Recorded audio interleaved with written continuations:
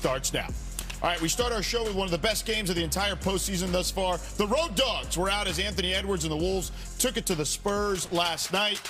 Ant coming off the bench for the first time in his playoff career. We'll start late in the first quarter. Edwards, easy jumper here. You see this? The breaks? Skirt.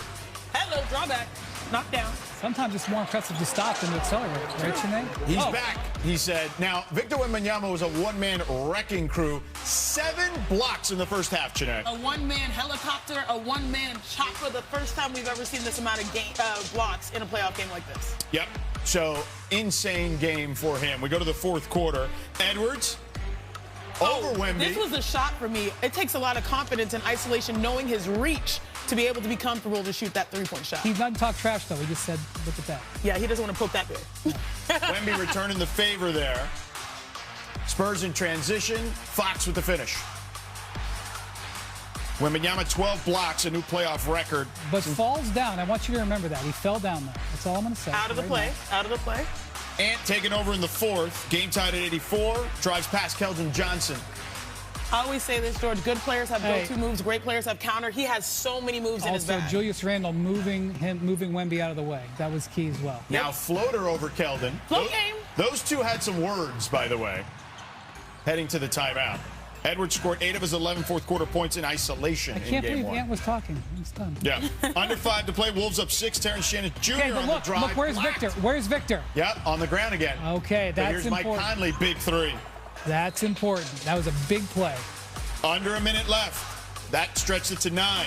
Spurs now down 6. Wembanyama. Oh, I need more of this. Finish inside. Why didn't this happen more and more and more? Inverted drag screen. Love it. 34 seconds left. Wolves inbounding up 4. Edwards throws it away to Dylan Harper. He finishes on the other end. Spurs within 2. Final sequence. 14-second left. Wolves up 2. Julius Randle. He'll miss the jumper. Spurs secure the rebound. They have 2 timeouts left. As they come in transition, you see Wembanyama well behind the play. Hot potato. Julian Champagnie will eventually take a rhythm dribble here. Victor wasn't in a hurry. He was not. He's got an open look, though. Oh. Now that is next level stat. There's the stat right there that tells everything. Still is a good look. Versus catch and shoot.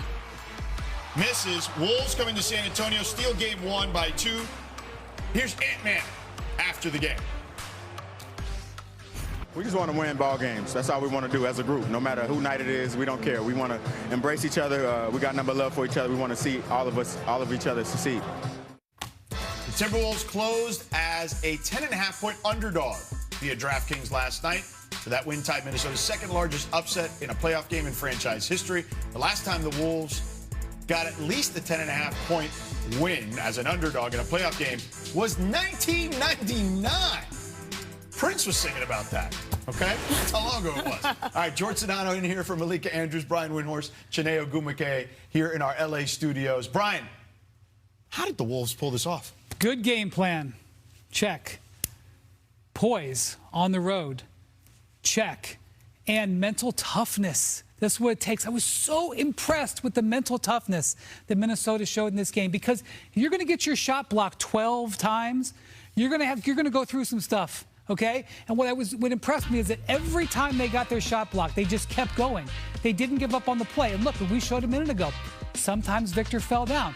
12 shots got blocked, Chiney. Guess what? 5 times, including that one right there, the Wolves were able to get the ball back. It ended up generating 6 second chance points in a game they won by 2. Yeah, it takes a level of commitment and trust to understand that you're going to get your shot blocked, but you're also going to play a style that benefits you because the ping pong, when Wemby blocks and get the ball back, those are actually great looks because he was out of the play because he really attacks those blocks. Now, on the other side, you just have to think about the level of sacrifice that it takes for a team to be great. And right now, the Minnesota Timberwolves understand that when it comes to Anthony Edwards. And you saw he had 18 points, 11 of them in the fourth quarter. And the sacrifice here comes between Ant and Julius Randle, who is paving the way, literally, for Ant to be able to get to his floater. And that is the commitment that Chris Finch talked about post-game, that Julius was so good moving without the basketball. You heard of a ball screen? That was a basket screen. And how about that move right there? Yeah. Rudy Gobert, again, is blocking out offensively so that Ant can stay in single coverage and he can cook. He came into the game on a minutes restriction, but we saw the Spurs shot go down. He's like, I'm back, I'm here.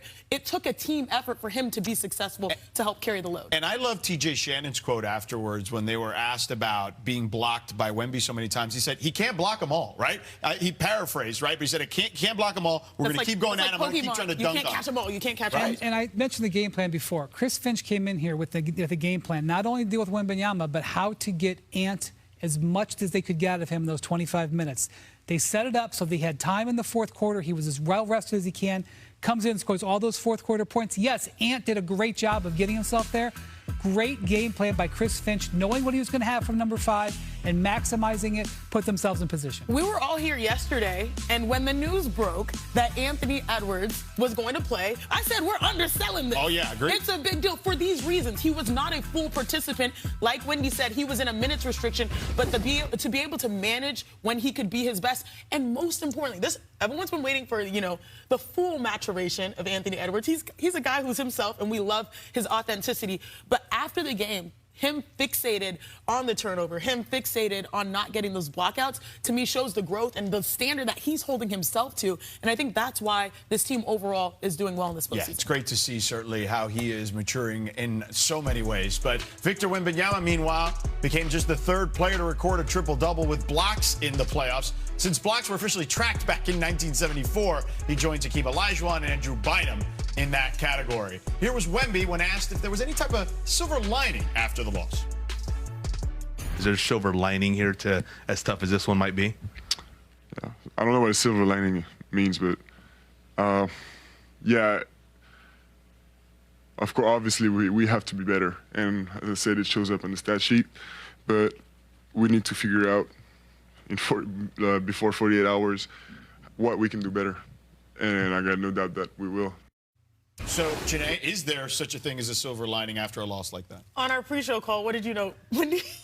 I was kind of a rainbow lining because it's not the Spurs or don't right, that's fair. Fair point. Yes. I don't remember what I said. There is no what you said is that it's funny how he said there's no silver lining. For him, it's black or white. Right. We win or we lose, and we have to move and learn in order to get back in the win column. The issue to me is the three-point shooting. And, you highlighted on that call, our pre-show call, the need for them to be. On that call. Yeah, you were absolutely a star. Actually, you were a star in yesterday's call because we got some choice words, which was passion, right? But more importantly, the three-point shooting, Victor Wembanyama was 0 for 8 from 3. And anytime he's 0 for 8 or shoots probably over 5 threes a game, you're going to hear, oh, maybe he should attack more downhill. That one possession that I loved, it's a drag screen, so that means in transition, there's a screen on the ball, and typically it's a post screening, and then the guard is rolling and attacking, and then the post gets the pick and roll, right? Instead, they invert it because this guy is so talented, he can handle the ball himself, and so now the guard is setting a brush screen for Victor Wembanyama to go downhill. And we were just talking about, Wendy, how do you guard that? Because he can also put the brakes and hit the three, or more importantly, with shooters surrounding, when you're knocking down three-point shots, you can get to the rim. We saw it finished with a dunk on 1.5 steps. You're not going to get anywhere if you tell Victor Wembanyama to shoot less threes. He doesn't believe in it. He hasn't believed in it since he was a child. He is going to shoot what he thinks is impossible. However, there are going to be instances where his team is going to benefit by him looking to go inside. His size matters more at the end of playoff games. It just has more value. I believe he will learn that. But I will say that in the second half of this season, the Spurs were a top 7-8 three-point shooting team. Against the Blazers, again, elite three-point shooting. It was like, is this real or not? Game 1, 10 of 36. That's going to be a key stat to keep watching. Are they going to shoot it like they did at the end of the regular season, or is this game 1 the beginning of something? And also, Victor Wembanyama is the ultimate autocorrect. So any game where he shoots the three and doesn't make, the next game, typically he adjusts his game, right? You're not going to see that consistency in the worst ways possible. So I think he will adjust moving on to game 2. Yeah, he's as smart as they come at that age, for sure. I don't think there's any beat down last night at the Garden. Jalen Brunson and the Knicks hosting game 1 versus the Sixers. We'll start here, under 5 minutes to go in the first quarter. Brunson goes at Paul George, shoots the midi. I would say it was a longie. Okay. Under 2 minutes left the first. Kelly Oubre Jr. goes for the layup. He gets blocked by Anunoby. Anunoby has the ball on the other end. OG is really having a great start to this postseason. 9 minutes left the second. Josh Hart strips the ball, gets it to Bridges. Fast break finish. Anunoby and Bridges, first duo to each average 20 points, 75% field goal percentage in the same 2-game span. Now that's 3 and D. Here's Brunson. That's a midi. I I'd say that's more like a floater. Okay, yeah, you're push right. shot even. All right, it's 1-1. Who will win the next? Final seconds of the second quarter. Mikal Bridges kicks it out What to are you calling Brunson. that one? 3-ball. As the clock expires, Brunson 5 straight 35-point games versus the Sixers. He had to go to the bathroom. He's like, get out of my way. Tied with Jordan for the longest streak of all time. That's always good. 7 minutes left in the third. Towns sets the screen, gets the ball back, and a triple for Cat. The Knicks go on to dominate the Sixers 137-98.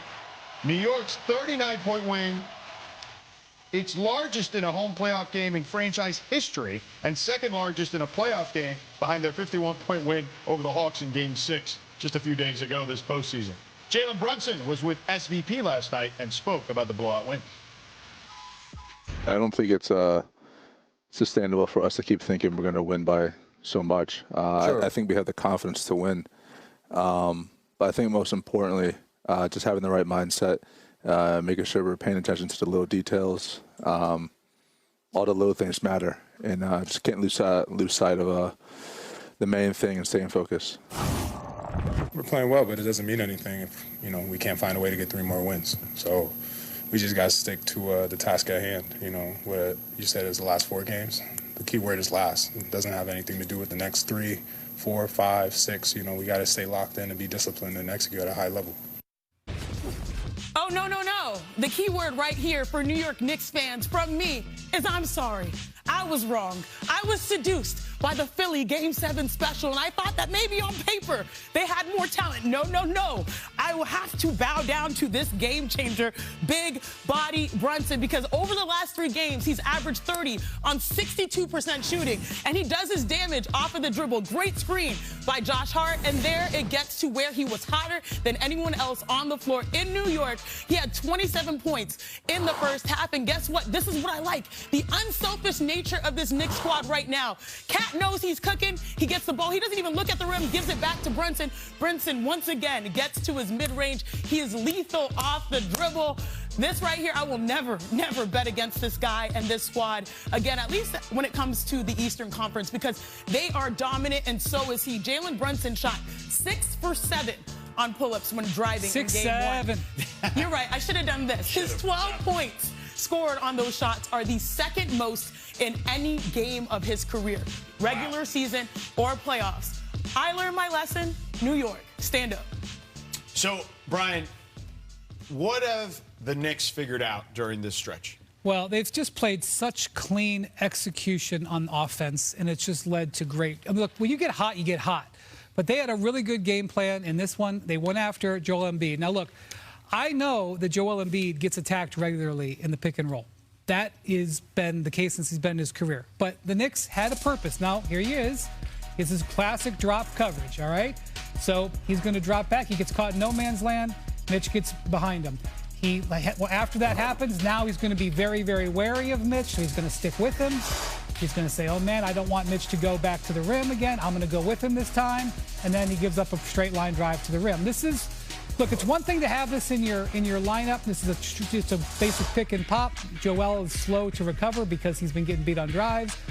Look, it's one thing to have this in your offense. This is not like next level stuff, but getting it, having it cleanly run and executed is the pathway to getting quality offense in the postseason. That's what the Knicks did. And speaking of quality offense, the hub of their offense has been Karl Anthony Towns. And on that breakdown, I showed that on some plays he didn't even look at the basket because he was feeding the guy that had the hot hand in Jalen Brunson. But his playmaking, you have to appreciate and give attention to this, because this is a part of his game that I don't think many people give him enough credit. Over the last 4 games, he's had at least 6 assists. And I believe in that span, right, he had 2 triple-doubles? Was it 4 or so? Yeah. So, yeah, exactly. He had 2 triple-doubles. He never had a playoff game with more than 5 assists. He's had 6 for 4 games in a row. Yeah, that's double-doubles. The longest streak. And so finally, I'm glad sometimes you have to go through it to get to it. They went through a very difficult loss in the first-round series versus the Atlanta Hawks, and they made the requisite adjustments. And right now, this is the best version of the New York Knicks that I have seen in a very long time, at least within the last 2 years. One thing that happened in this game, of everything that the Knicks did, Tyrese Maxey, we have not said his name. We've been talking about this game for most of the show. We have not said Tyrese Maxey's name once. That's not going to get it done. He only took 9 shots in like 27, 28 minutes. They need him to be a bigger factor. I kind of feel like with Embiid being so hot these last 3 games, all of the Philly guards, not just Maxey, were kind of looking to get Embiid going, and their game plan, I think, was to get the Knicks into foul trouble, so it did kind of work, but it took Maxey out. Maxey needs to get back to being the ball-dominant player that he's been so effectively against the Knicks in the past. We'll see if the Sixers can bounce back. Now, let's get everybody ready because it's time for WNBA today. Let's go. We're only 3 days away from opening night. Sticking in New York, where Sabrina Ionescu is expected to miss at least 2 weeks after rolling her left ankle in the Liberty's preseason game versus the Sun. Janae, how big of a blow is this for the Liberty early on? Yeah, this is a big blow for the New York Liberty, but I do think that getting Satu Sabally is actually going to help them in this time frame because Breanna Stewart, Satu, they all can bring the ball, they all can dribble, but they will need their point guard. She's someone who has paced the WNBA and made threes the last 5 or so years, and so getting Sabrina back healthy will be important, but take your time. It's still just the beginning of the season. Now on to Chicago, where the Sky waved college star Haley Van Lith and signed Natasha Cloud, a veteran. Janae, what do you make of the moves they've made? Man, I wish Haley Van Lith still has a spot in the WNBA, but still I understand bringing in Natasha Cloud. She is a fierce competitor. She's a champion, and she plays at a high level on both ends of the floor.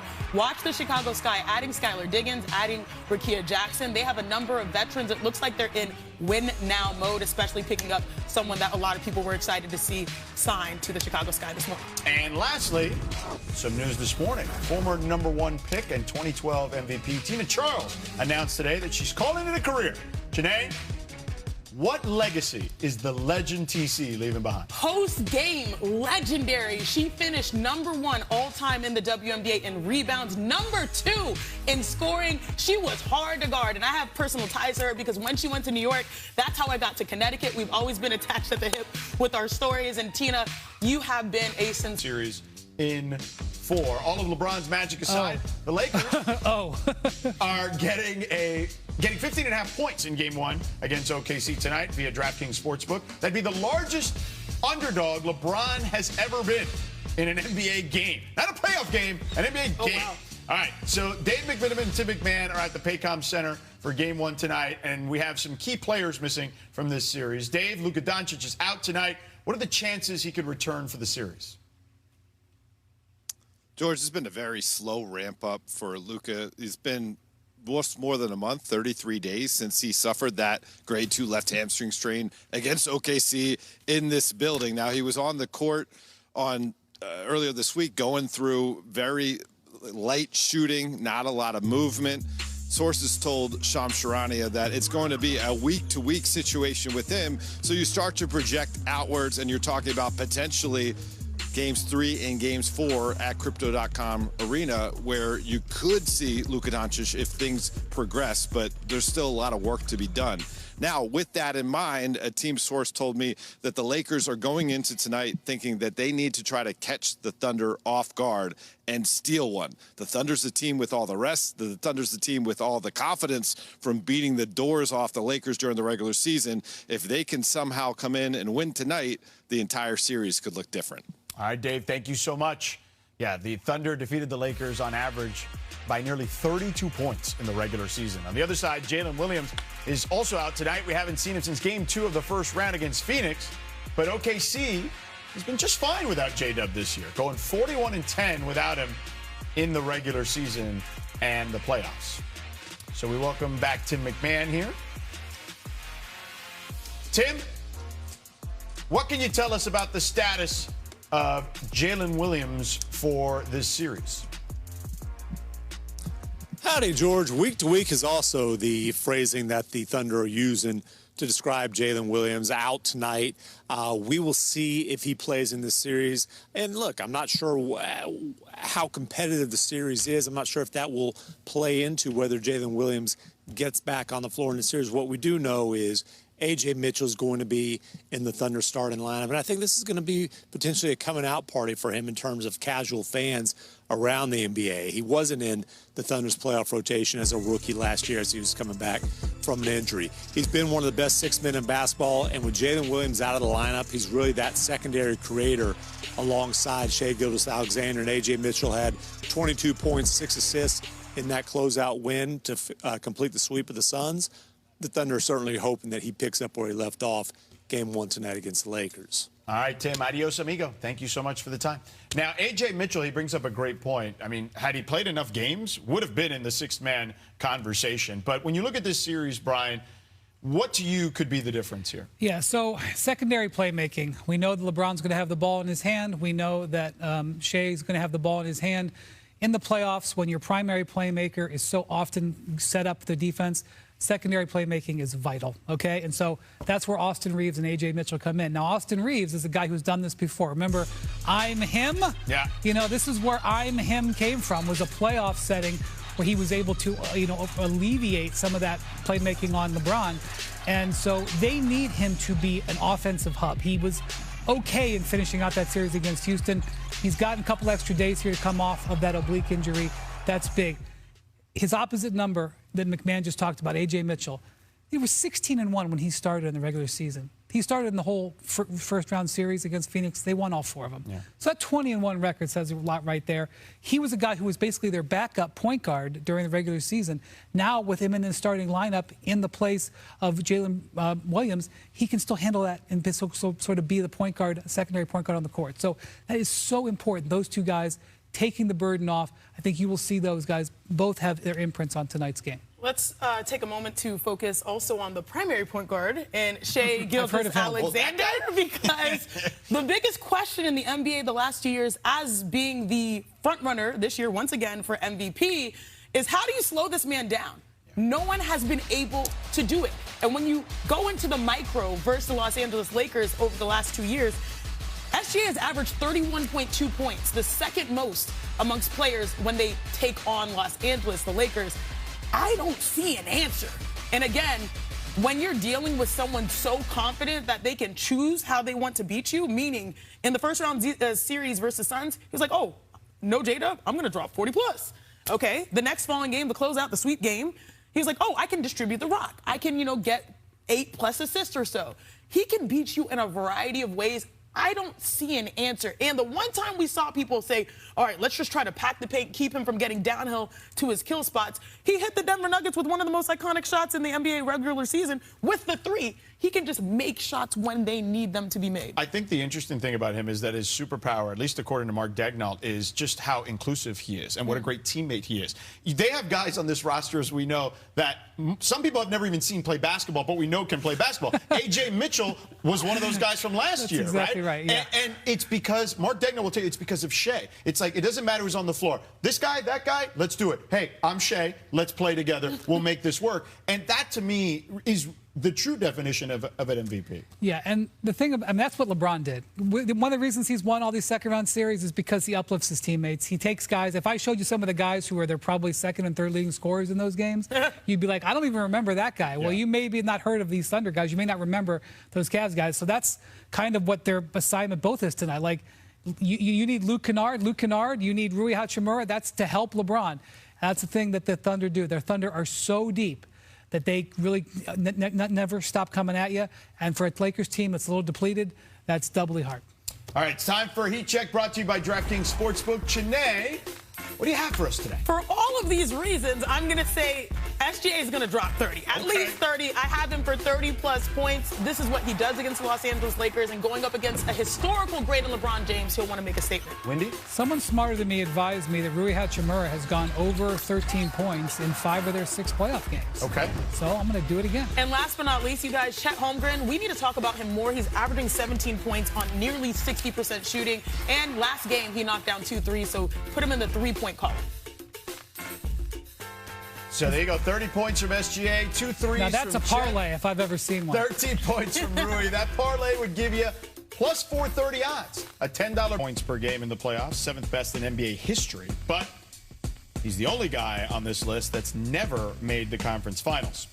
Our Mark Spears caught up with Mitchell right after the Game 7 win for the Cavs against Toronto on Sunday for the next installment of his ongoing diary for Anscape. Episode 7, playoff edition. See you in Detroit. James and Donovan Mitchell. Those are the 2 guys who have to make the Cavs go. You can't kick yourself on not being able to close it out earlier, because at the end of the day, it just wasn't meant to be. Like, you know what I mean? You sit there and get upset about things in the past. Like, hey, you control what you can control. This happened for a reason. At the end of the day, I feel like we should have got Game 6, and then, you know, ball dropped. 7, down 1. Barnes on the move, tossed out. Barrett 3, off the heel, and in! I'm excited. This is why you go for home court, right? Even if we were on the road, it's just Game 7. Literally do or die. This is why you compete. This is what you work for. This is the hours, right? So for me, this is a lot of fun. I'm excited for it. Mitchell gonna pull a 3 and knock it down. This was expected, right? We expected to win the round. I think it took a little longer than anticipated, obviously, but everything you want is on the other side of hard, right? And, you know, and understanding that adversity is part of it. Harden, clear for 3. The Cleveland Cavaliers advance to round 2. They're a tough team, man. They got a guy in Cade Cunningham who's elite, Jalen Duren who's elite. And a beautiful move.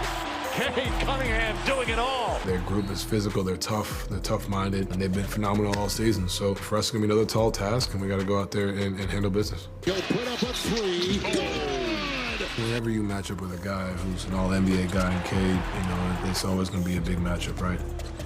He's taken Detroit to lengths they haven't seen since Rip Hamilton and Chauncey and those guys were over there. So credit to him. He's a phenomenal player, a hell of a talent, leader. And you want these challenges, right? JB was here for 2 of my years. No surprise what he's done in Detroit. He gets guys to play hard, understand their roles and what they do, and you see it's paying off, right? So this is gonna be another tall task with the group, but credit to him, credit to that group over there. They've done a phenomenal job all year. They've given Detroit life, new life. And like I said, there's a lot of respect both ways. And you know, I'm definitely excited to get out there, and we gotta still win them games. So it's gonna be exciting. It's gonna be great competition. It's gonna be physical. It's gonna be fun. It's gonna be loud. We are a tight-knit group who plays hard, got experience, and I think the biggest thing is we got a bunch of guys who are ready to go. And it starts with me and James and Ev. And we got a bunch of guys that got a bunch of talent. But if they don't believe in us, hey, cool.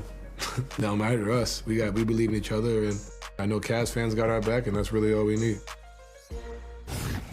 Jamal Collier's in Detroit for Game 1. This is the Cavs' 3rd straight season in the conference semifinals, but that's where their road has ended in 2024 and 2025. So, Jamal, what's different this year? Well, Sedano, believe it or not, it's the fact that they had to struggle in that Game 1, round 1, I should say, against Toronto. Last year, everything was really easy for this Cavs team. They won 60 games. They really blitzed through that first round in historic fashion against Miami. And Toronto really tested these guys. They made things tough for Mitchell, for James Harden, and their kind of physical defensive battle really prepared them, the Cavs believe, for this series they're going to face against the Pistons. And it's going to give them something to draw on when things get tough and adverse in this series.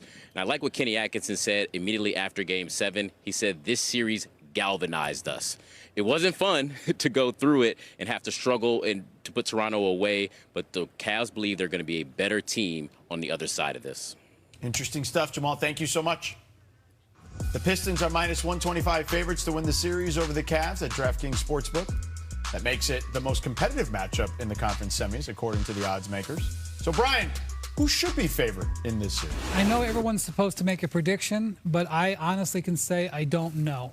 That's fair. It is close. Detroit obviously has some advantages, specifically in the physicality. But, you know, the Cavs have actually had quite a bit of success being physical with Cade Cunningham. Some stats this year that kind of blew my mind. This year, when playing against the Cavs, Cade was 10 of 35 dunks and layups. Crazy. Not just like paint shots, dunks and layups. That's the worst on record for the last 12 years against any team, against any player, okay? Also, he was just 6 of 25 on drives. So, look, they played each other 4 times. Not everybody played in every game. It was 2-2. But obviously the Cavs had some success with their interior. Evan Mobley, Jared Allen, their other guys against Cade Cunningham. And so, yeah, the Pistons are minorly favored. Cade's coming off back-to-back 30-point games facing elimination, which is so impressive. But he hasn't done great against that Cavs front line. You guys know the song Under Pressure, right? Yeah. That is Cade. And it's not because of the circumstances, he has to win or these great expectations. It's just literally how much he has to do for his team to win. He is nursing his squad's success, meaning he's trying to buy as much time for his teammates, his supporting cast to be great and find themselves. And sometimes he has to do bad. We're talking about the bad boy Pistons. Bad all by himself. As you mentioned, 30-plus in multiple playoff games straight. He is someone that has been under pressure, and he's actually performing at a very, very high level. Now, on the other side, for the Cavs, a lot of people will say James Harden is under pressure. He came, and the one word he said was to win a championship. Now, he's probably third on the pecking order, but still the expectation for him to win. And Donovan Mitchell, who has not gotten further than the conference semis, I think, ever. Correct. Yeah, he appreciates you bringing it up again. Don and I are cool. Don and I are cool. He knows it's all tough love, good motivation, but there's pressure on that side to perform for their legacies as well. Yeah, I don't think there's any question. I think with Detroit a little bit, because this is so new to them, there's a little bit less pressure. But I totally agree with you on the Cade pressure of just having to do everything. Yes, it's wild. Yeah, it is. Good luck. Good luck. The secondary scorer is probably necessary for the Detroit Pistons. It's paramount. Yeah. Brian, any thoughts, though, about just kind of those guys and their pressure real quick? Yeah, I think Donovan needs to get off to a good start. Because if the Cavs can play from ahead, it makes everything easier. All right. Coming up, Anthony Edwards defied all odds and played in Game 1. But how's his knee the day after? We have the latest next, right here on NBA Today. Stick around.